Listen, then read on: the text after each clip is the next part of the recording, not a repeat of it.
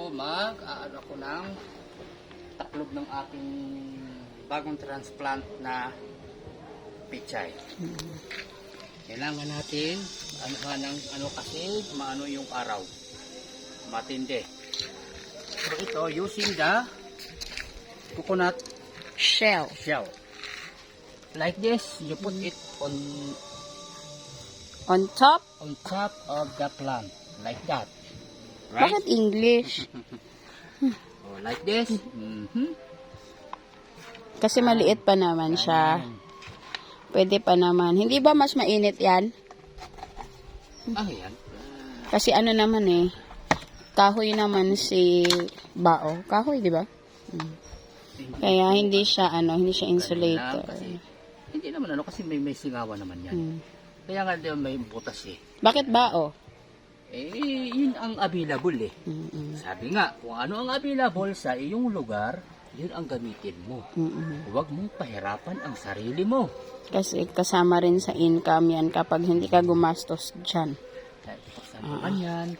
Nagtatranslate yan to income. Ang mahalaga, kung ano ang material na pwede mong maano sa lugar mo, yun ang gamitin mo. Pero yung iba, ginamitan mo ng saha ng saging, no? Yan.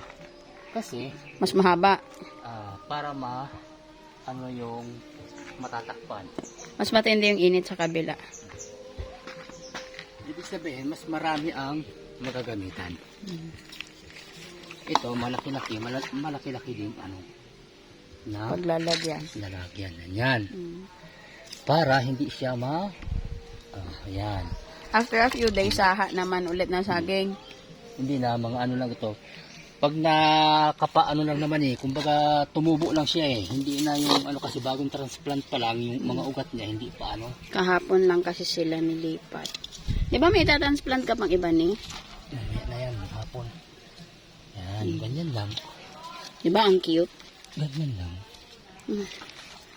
Cute yan sila tignan. Yan. Para lang tayo naglalaro. Na may kwenta.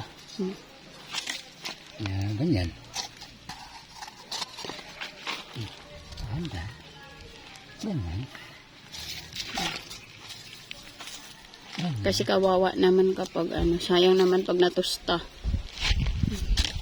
Yan.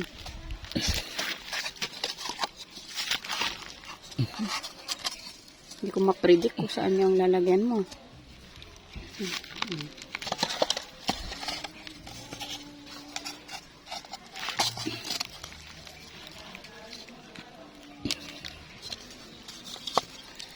Maliit man siya.